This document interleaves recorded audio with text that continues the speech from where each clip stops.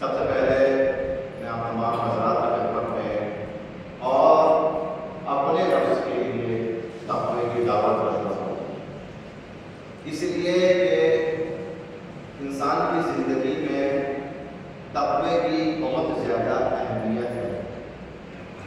پروردگار عالم قرآن مجید میں ارشاد فرماتا ہے، سورہ اعراف کی آیت ہے کہ جس کو آپ نے خدمت میں پہلے بھی پیش کیا تھا کہ پروردگار اس آیت میں ارشاد فرماتے ہیں وَلَوْ أَنَّ أَهْلَ الْقُرَىٰ آمَنُوا وَاتَّقُوا، کہ اگر بستی کے لوگ ایمان لے آتے اور متقی بن جاتے لَفَتَحْنَا عَلَيْهِمْ بَرَكَاتٍ مِّنَ السَّمَاءِ، تو ہم ان کے لیے آسمان سے برکتوں کے دروازوں کو کھول دیتے۔ اب انسان اپنی زندگی میں سب سے زیادہ جس چیز کی طرف جاتا ہے وہ ہے برکت۔ اگر مومن ہے، اگر مسلمان ہے، تو ایک چیز ہر انسان چاہتا ہے برکت۔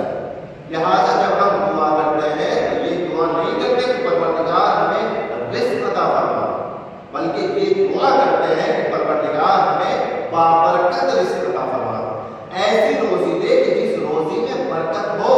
اس کا مطلب یہ ہے کہ رزق کی دو قسمیں ہیں، ایک فقط رزق ہوتا ہے اور دوسرا رزق بابرکت ہوتا ہے۔ یا ہم اللہ سے یہ نہیں کہتے کہ اللہ ہمیں رزق عطا کر، بلکہ یہ کہتے ہیں پروردگار بابرکت رزق عطا کر۔ دیکھیں کبھی اس چیز کو کوانٹٹی میں مت دیکھیے گا، یہاں کوانٹٹی معیار نہیں ہے۔ کوئی یہ نہ سوچے کہ شاید 1 لاکھ اگر انسان کو مل جائے تو یہ رزق بابرکت ہے، اور اگر 100 روپے مل جائے تو رزق بے برکت ہے۔ 100 روپے میں برکت نہیں ہے، 1 لاکھ میں برکت نہیں۔ ہو سکتا ہے کبھی کبھی 1 لاکھ مل جائے مگر اس میں برکت نہ ہو ذرا بھی، لیکن ہو سکتا ہے کہیں ہمیں اللہ کی طرف سے 100 روپیہ مل جائے، معمولی رقم ہے لیکن اس میں برکت ہے۔ لہٰذا برکتوں کو مقدار کے حوالے سے نہیں دیکھا جاتا۔ برکت پروردگار کبھی کبھی کم چیز میں اتنی برکت ڈال دیتا ہے کہ انسان زیادہ چیز میں وہ برکت نہیں دیکھ سکتا۔ اصل پروردگار عالم انسان کو جو رزق دیتا ہے وہ اس کے اعمال کی کنڈیشن کے اعتبار سے بھی دیتا ہے۔ لہٰذا اگر انسان کو رزق بابرکت چاہیے، دیکھیں رزق تو وہ سب کو دے گا، اس کا وعدہ ہے۔ اس نے یہ کہا ہے کہ میں رزق سے کسی کو محروم نہیں کروں گا، لیکن رزق سب کو ملنا ہے۔ بابرکت رزق کیسے بنائے؟ یہ ہمیں اپنے اعمال سے طے کرنا ہے۔ میں اپنے عمل سے اپنا رزق بابرکت بنا سکتا ہوں، تو کیسے بناؤں؟ اب یہ پروردگار کی آیت اسٹیپ بائی اسٹیپ انسان کے لیے، قدم بقدم انسان کے لیے اشارہ دے رہی ہے کہ کیسے رزق کو بابرکت بنا سکتے ہیں۔ سب سے پہلے آیت نے کہا وَلَوْ أَنَّ أَهْلَ الْقُرَىٰ آمَنُوا، اے لوگوں اگر یہ بستی والے ایمان لے آئے، تو پہلی چیز نوٹ کیجئے ایمان، وَاتَّقُوا، اور تقوی اختیار کرتے ہیں۔ دوسری چیز نوٹ کیجئے تقوی۔ پھر اس کے بعد اللہ کہتا ہے لَفَتَحْنَا عَلَيْهِمْ بَرَكَاتٍ مِّنَ السَّمَاءِ، تو اللہ سے برکتیں، آسمان سے برکتیں اللہ ان کے لیے بھیج دیتا۔ تو تیسری چیز کیا ملی؟ برکت۔ تو اللہ نے کہا کہ 3 چیزیں ایک دوسرے کے پیچھے ہیں۔ پہلے ایمان آئے، اور جب ایمان آ جائے تو اس کے بعد تقوی آئے، اور پھر جب ایمان اور تقوی دونوں آ جائے پھر اس کے بعد برکت آئے۔ لیکن آج کا انسان پہلی 2 چیزوں کو چھوڑ کر تیسری چیز کے دنبال میں، اس کی تلاش میں ہے برکت مل جائے، بس برکت مل جائے۔ تو کیا برکت بغیر ایمان اور بغیر تقوی کے مل سکتی ہے؟ ہرگز نہیں مل سکتی۔ قرآن کی آیت گواہ ہے کہ اگر برکت تک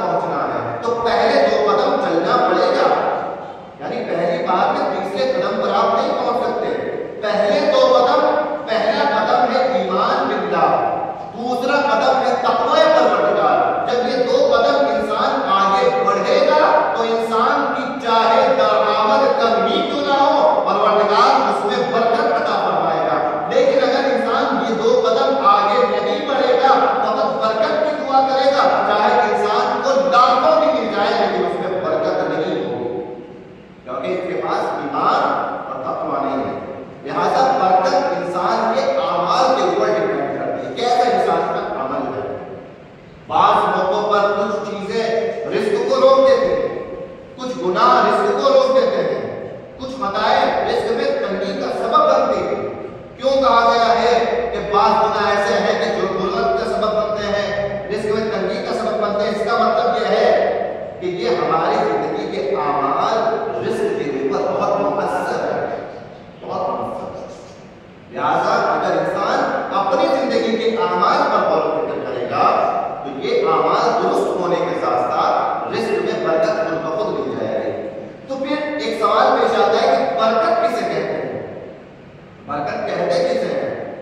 اب ہمارے پاس 1000 روپیہ ہے, اللہ سے دعا کرے پروردگار 1000 روپیہ ہے, اس میں برکت عطا فرما, تو کیا یہ 2000 ہو جائے؟ یہ 2000 ہو جائیں گے تو برکت ہے؟ نہیں, یہ برکت ہے. مال کا ڈبل ہو جانا برکت نہیں ہے, مال کا پائیدار ہونا برکت ہے. بعض لوگوں کو کچھ ملتا ہے مگر وہ ہاتھ میں ٹک نہیں پاتا, صحت ہے مگر جلدی بیماری آ جاتی ہے, پیسہ ہے مگر جلدی غربت آ جاتی ہے, وقت بدل جاتا ہے, انسان بہت جلدی مشکلات میں گرفتار ہو جاتا ہے. اس کا مطلب یہ ہے کہ زندگی میں برکت نہیں ہے, برکت نہیں ہے. اب یہ برکت یہ نہیں ہے کہ پیسہ ڈبل ہو جائے, زیادہ ہو جائے, نہیں. جتنا اللہ دے رہا ہے اتنا ہی انسان کی ضرورتوں کو پورا کرے اور انسان عزت نفس کے ساتھ زندگی گزار سکے, اسے برکت کہتے ہیں.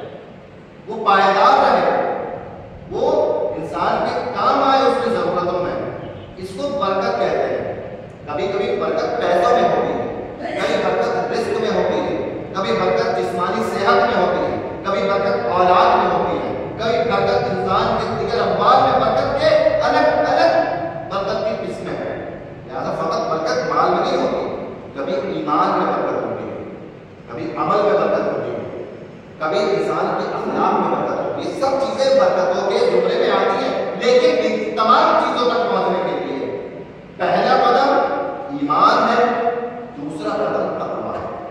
اگر کوئی ایمان مضبوطی کے ساتھ اپنے ایمان پر قائم ہے اور اللہ سے ڈرے, اس کے واجب کاموں کو انجام دے, حرام کاموں سے پرہیز کرے, تو انشاءاللہ پروردگار اعلیٰ اس کی زندگی میں, اس کی ہر چیز میں برکتوں کو شامل کر دیتا ہے. صلوات پڑھیں محمد وآل محمد.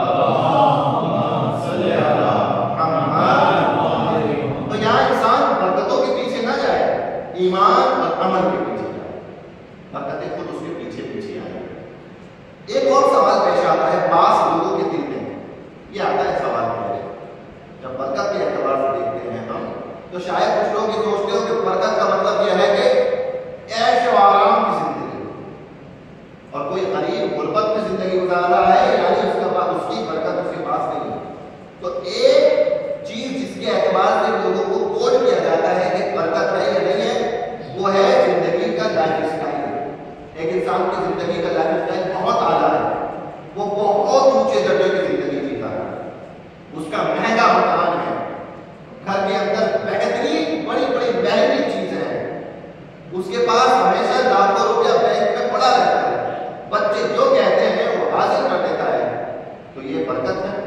یہ ایک انسان جس کا معمولی سا کچا مکان ہے, وہ اپنے محنت سے ایک دن کا رزق کماتا ہے, مزدوری کرتا ہے, تو کیا اس کے پاس برکت نہیں ہے؟ نہیں عزیزو, برکت کو لائف اسٹائل اور زندگی کے عیش و آرام سے بھی تولا نہیں جا سکتا ہے.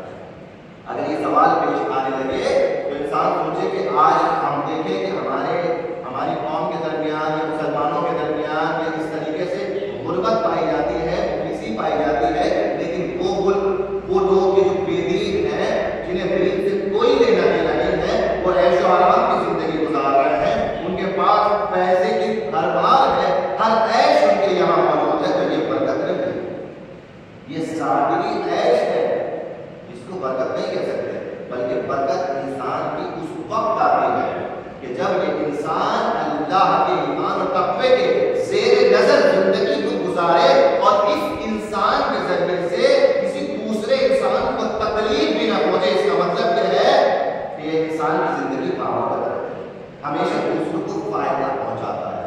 وہ انسان کے جو کروڑ پتی ہے مگر اس کے ذریعے سے معاشرے کے کسی ایک فرد کو کوئی فائدہ نہیں پہنچ رہا, تو وہ بے برکتی کا شکار ہے. لیکن ایک انسان اگر مزدور ہے مگر اس کے ذریعے سے معاشرے میں لوگوں کو فائدہ پہنچ رہا ہے, وہ اس کی زندگی بابرکت ہے. طریقے سے لوگوں کے درمیان رہتا ہے ایسے ظالم ماحول. یہی ضروری ہے اس موضوع کو سمجھنا کہ ہمارے جو آپسی تعلقات ہیں یہ بھی برکت کا سبب بنتے ہیں. میں نے پچھلے جمعے کے خطبے میں عرض کیا تھا کہ مومنوں کے درمیان آپس میں رابطے جس کی اہمیت رسول خدا نے بیان کی ہے اور رسول خدا حضرت محمد مصطفیٰ صلی اللہ علیہ وسلم جس حدیث میں بیان فرماتے ہیں کہ ایک مومن دوسرے مومن پر 30 حق رکھتا ہے. 2 4 نہیں بلکہ 30 حق رکھتا ہے. لا براءۃ منہ الا باداء الحق. ان حقوق سے پیچھا نہیں چھڑا سکتا جب تک ان حقوق کو ادا نہ کر دے یا پھر جن کے متعلق یہ حقوق تھے اور ادا نہ کر سکا ہو ان سے عذرخواہی معذرت کرے کہ معذرت چاہتا ہوں میں آپ کے حقوق ادا نہیں کر پایا. ہم حد اکثر ہم نے کوشش کی بیان کی جائے لیکن پھر بھی پچھلے جمعے میں صرف 5 حق بیان کر پائے. صرف 5 حق بیان ہو سکے لیکن یہ وہ چیزیں ہیں کہ جو ہمارے اندر آنی چاہیے. انسان جستجو میں رہے, انسان تلاش و کوشش میں رہے. انسان کو کہا گیا ہے کہ اگر انسان مومن ہے تو ہمیشہ مومن تلاش میں رہتا ہے, تلاش میں رہتا ہے. جیسے میں آپ کی خدمت میں ایک بات عرض کروں کہ اگر پروردگار عالم نے کہا ہے کہ مومن کی 5 نشانیاں ہیں اور کہیں آپ نے کسی مولانا سے 5 میں سے 3 سن لی ہیں تو آپ جا کے تلاش کیجیے کہ وہ باقی وہ کون سی ہیں. اب یہ ہمارا فریضہ ہے تلاش کرنے کا. یعنی اگر ہم نے ان 30 حقوق میں سے 5 بیان کر دیے تھے تو اب مومن کا فریضہ یہ ہے کہ وہ باقی تلاش کرے کہ وہ باقی حقوق کون سے ہیں جس کی طرف رسول اشارہ کرنا چاہ رہا ہے. اگر یہ تلاش, اگر یہ کوشش مومن کے اندر نہیں ہے تو اس کی زندگی, اس کا علم آگے نہیں بڑھ سکتا. حضرت مولا کائنات ایک حدیث میں ارشاد فرماتے ہیں العلم فی السوال, علم سوال کے اندر, علم جستجو کے اندر. یا تو علم حاصل کرنے کے لیے جستجو کرے, کوشش کرے, یا پھر سوال کرے, پوچھے. لیکن ہمارے معاشرے میں ایک بہت کمی جو دیکھی جاتی ہے وہ یہی ہے کہ وہ سوال کرنے کی عادت ہے. یا تو شرم و حیا حائل ہو جاتی ہے یا کوئی اور سبب بن جاتا ہے کہ سوال نہیں پوچھا جاتا. مثال کے طور پر خود اس چیز کو ہم محسوس کر سکتے ہیں. جیسے ہم 5 مہینے سے اس بستی میں ہیں, جتنی بھی چیزیں بیان کی گئی لیکن اس کے مطابق سوال لوگوں کے گنتی کے 2 یا 3 سوال. تو یہاں اس چیز پر بھی کام ہونے کی ضرورت ہے کہ ایک مسئلہ اگر ہمارے سامنے بیان ہو رہا ہے تو ہم اس کے متعلق سوال پوچھیں, اپنے علم میں اضافہ کریں. نتیجہ کیا ہوتا ہے؟ نتیجہ یہ ہوتا ہے یا تو انسان مسئلے کو غلط سمجھ لیتا ہے یا انسان مسئلے کو سرسری طور پہ سنتا ہے اور کہتا ہے کہ ہاں بس جیسا کہ ایک علاقے میں بات آیا تھا دستور ہے کہ جہاں لوگ کہتے ہیں کہ مولانا کا کام ہے بولنا اور عوام کا کام ہے سننا, بات ختم. یہیں پر بات ختم ہو جاتی ہے. جہاں بات ختم نہیں ہوتی یہاں سے بات شروع ہوتی ہے. جیسے کسی دن ہم نے بیان کیا, جیسے کسی دن ہم نے بتایا حضرت امام حسن عسکری علیہ السلام کی حدیث, تو امام کی حدیث ہم نے پیش کی. امام کی حدیث بتائی کل القبائح سے جو عیلت فی البیت وکلیدہ ومفتاحہ الکذب, تمام برائیاں ایک کمرے میں بند کر دی گئی ہیں اور اس کمرے کی چابی جھوٹ ہے. یہاں پر اگر یہ چیز واضح نہیں ہوئی, سمجھ میں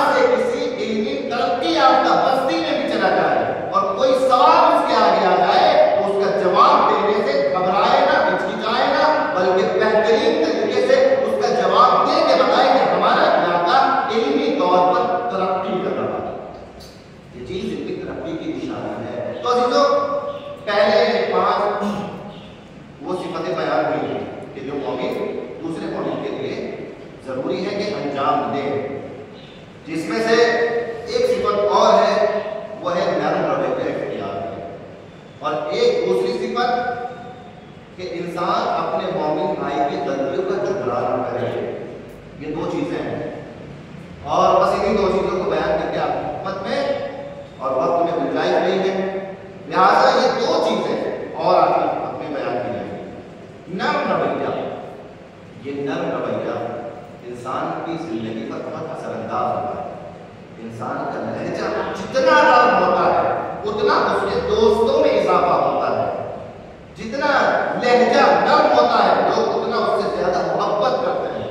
لہٰذا ایک مومن کا فریضہ یہ ہے کہ اس کا لہجہ تند نہیں ہونا چاہیے، ہمیشہ غصے سے بات کرتا ہے، ہمیشہ آنکھیں اس کی بڑی رہتی ہے، ہمیشہ آثار ناراضگی کے اس کے چہرے پر آئے ہوتے ہیں۔ یہ مومن کی نشانی نہیں ہے۔ مومن کی نشانی یہ ہے کہ جب کسی سے ملتا ہے تو تبسم کے ساتھ، مسکراہٹ کے ساتھ ملتا ہے، اور جب کسی سے بات کرتا ہے تو اتنے نرم لہجے میں بات کرتا ہے کہ سامنے والے کا دل کرتا ہے کہ کاش تھوڑی دیر اور اس سے بات کرتا رہو، کیونکہ رسول خدا حضرت محمد مصطفیٰ صلی اللہ علیہ وسلم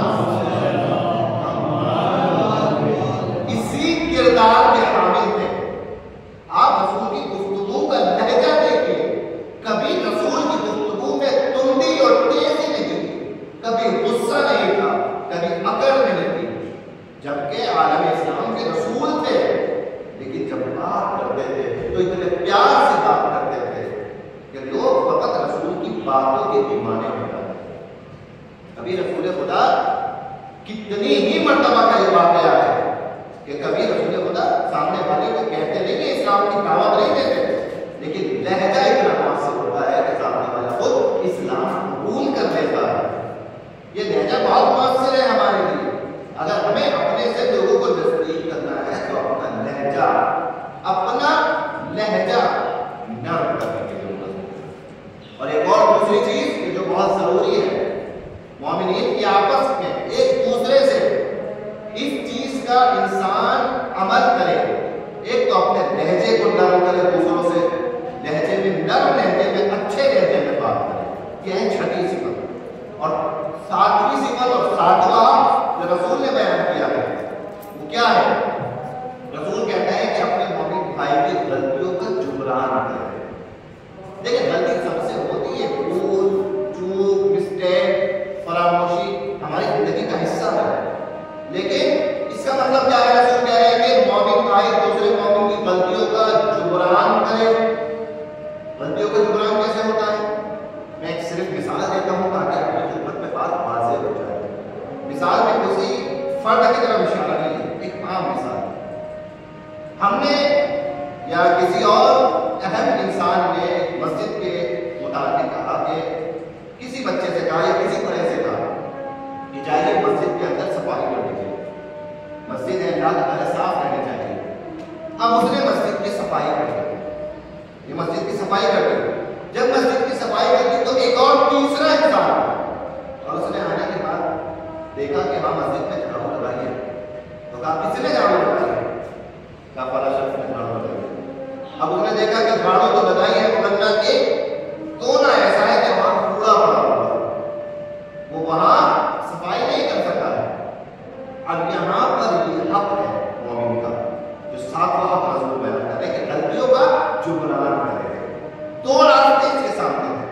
ایک راستہ یہ ہے کہ اس کو بلائے اور اس کو اچھے سے ڈانٹے کہ کیسے جھاڑو لگاتے ہو تم، یا تمہیں آتی نہیں ہے، اچھے سے کرو، یہاں یہ کام رہ گیا ہے، یہاں یہ کام ہوا نہیں ہے، کرنا چاہیے تو اچھے سے کام کرنا چاہیے، ورنہ کرو مت نہیں۔ رسول نے یہ نہیں کہا، رسول نے کہا جبران۔ جبران کیسے کرو؟ آپ نے دیکھ لیا ایک مومن بھائی نے کام کیا تھا، اس میں تھوڑی کمی رہ گئی، چپ چاپ بجائے بغیر کسی کو پتہ لگے آپ اس سے پہلے اٹھ کے اس کام کو مکمل کر دیں، تاکہ آپ کی وجہ سے اس مومن بھائی کو کوئی دوسرا انسان جو ہے ٹوک نہ پائے، اس پر اعتراف نہ کر پائے۔ یہ ہے غلطیوں کا جبران جو رسول نے بتایا۔ آپس میں ایک دوسرے کی غلطیوں کا جبران کرو کہ اگر میں نے یہ غلطی دیکھ لی ہے کسی کی، میں کوشش کروں کہ میرے علاوہ کوئی اور یہ نہ دیکھ پائے، میں اس غلطی کا جبران کروں۔ یہ دو صفت اور رسول خدا کے حدیث سے آپ میں پیش کی تاکہ انسان، یہ سب اس لیے تاکہ انسان کے رابطے آپس میں مضبوط ہو جائیں. عزیزان محترم، ہر کسی یہ نہ سوچے کہ ہم سب الگ الگ ہیں، کوئی کسی محلے کا، کوئی کسی شہر کا، کوئی کسی خاندان کا، کوئی کسی علاقے کا، کوئی کسی گھر کا نہیں. ہم سب الگ الگ نہیں ہیں، سب ایک، سب ایک. حضرت مولائے کائنات حضرت علی ابن ابی طالب علیہ السلام جب مالک عسکر کو گورنر بنا کے بھیجتے ہیں تو ایک خط ان کے ساتھ ان کو لکھتے ہیں اور اس خط میں بتاتے ہیں کہ لوگوں سے کیسے ملنا جلنا ہے. مالک عسکر گورنر ہے اس شہر کے حاکم میں مولائے کائنات کی طرف سے، اور حاکم چاہے جیسے جس سے ملے اس کی مرضی ہے، لیکن نہیں، مولا بتا رہا ہے کہ کیسے کس کے ساتھ ملنا ہے. وَأَجْلِ قَلْبَكَ الرَّحْمَةَ لِلْبَعِيَّةِ وَأَجْلِ قَلْبَكَ الرَّحْمَةَ لِلْبَعِيَّةِ. مولا کائنات کہتے ہیں اپنے دل کو نرم کرو اپنی رعایت کے لیے. اپنے دل کو نرم کرو رعایت کے لیے. آپ کی رعایت کو جو بھی آپ کی رعایت کو تکلیف آپ کو محسوس ہونی چاہیے. اپنے دل کو نرم کرو رعایت کے لیے. پہلی چیز رحمت آپ کے اندر ہونی چاہیے. والمحبت لهم، ان کے لیے اپنے دل میں محبت رکھو. واللطف بهم، اور ان کے اوپر لطف کرتے رہو، ان کی مدد کرتے رہو. یہاں یہ تین چیزیں مولائے کائنات نے اپنے چاہنے والے مالک عسکر سے کہی. کیا کہا؟ اپنے دل کو نرم رکھو ان کے لیے، ان سے محبت سے پیش آؤ، ان پر لطف کرتے رہو. اور آخر میں ایک جملہ مولا نے ارشاد فرمایا فَإِنَّهُمْ صِنْفَانِ، کیونکہ جو آپ کے ساتھ اٹھتے بیٹھتے ہیں ان لوگوں کی دو قسمیں ہیں، دو قسمیں ہیں. اما اقول لك فی الدین، یا تو دین میں تمہارے بھائی ہیں، اور شریک و نظیر لکا فی الخلق، یا انسانیت کے اعتبار سے تمہارے بھائی ہیں. مولا نے کسی کو چھوڑا ہی نہیں. مولا نے کہا جتنی بھی تمہاری رعایا ہے وہ دو قسموں میں بٹی ہوئی ہے، یا تو اسلام مانتے ہیں مسلمان ہیں یا غیر مسلمان ہیں. اور مولا نے دونوں کو کنڈیشن کے ساتھ بتا دیا. اگر مسلمان ہیں اقول لك فی الدین، تو تمہارے بھائی ہیں، تو تمہارے بھائی ہیں. لیکن اگر غیر مسلمان ہیں تو کیا لہجہ کن ہونا چاہیے، مجھ سے بھی بات کرے، بد اخلاقی دکھائے؟ نہیں. اگر مسلمان ہیں تو دین میں تمہارے بھائی ہیں، لیکن اگر غیر مسلمان ہیں نذیر لکا فی الخلق، تو مخلوق ہونے کے اعتبار سے تمہارے جیسے ہے. جیسے تم اللہ کی مخلوق ہو ویسے وہ اللہ کی مخلوق ہے. جیسے تمہیں درد و تکلیف ہوتی ہے انہیں بھی درد و تکلیف ہوتی ہے. مولائے کائنات بتانا چاہتے ہیں کہ مسلمان کا رابطہ تو بہت اعلیٰ درجے پر ہے. ایک مسلمان کے ذریعے سے کسی غیر مسلمان کو بھی تکلیف پہنچے، یہ علی کو منظور نہیں ہے، یہ علی کو منظور نہیں ہے. ایک غیر مسلمان کے لیے بھی علی کا رویہ اتنا نرم ہے. عزیز تو آج معاشرہ، آج ہمارے ہندوستان کے حالات سازگار نہیں ہے. ہمیں یہاں اپنا بہتر عمل دکھانے کی ضرورت ہے. ہمارا تعلق فَإِنَّهُمْ صِنْفَانِ، ہمارے لیے بھی مولا بتا رہا ہے کہ ہم سے ملنے جلنے والوں کی دو قسمیں ہیں. اگر مسلمان ہے شریک اقول لك فی الدین، ہمارے بھائی مسلمان ہمارے بھائی ہیں. اور اگر غیر مسلمان ہے نذیر لک فی الخلق، تو انسان ہونے کے اعتبار سے ہمارے جیسے. بعض جگہ پر جو گناہ، جو چیزیں حرام قرار دی گئی ہیں اس میں مسلمان غیر مسلمان کا کوئی فرق نہیں بتایا گیا. کچھ چیزیں ایسی حرام کی ہیں کہ مسلمان کے سامنے بھی وہ چیز حرام ہے، غیر مسلمان کے سامنے بھی وہ چیز حرام ہے. جیسے ایک دو مثال پیش کروں آپ کی خدمت میں. جیسے مثال کے طور پہ چوری کرنا، مسلمان کے گھر میں حرام ہے اور غیر مسلمان کے گھر میں حلال ہے؟ نہیں، چوری کرنا حرام ہے چاہے کسی بھی گھر میں. جیسے ناپ تول میں کمی کرنا، کیا مسلمان کے لیے ایک مسلمان کو اگر کچھ بیچ رہا ہے تو ناپ تول میں کمی کرنا حرام ہے، لیکن غیر مسلمان کو بیچ رہا ہے تو حلال ہے؟ نہیں.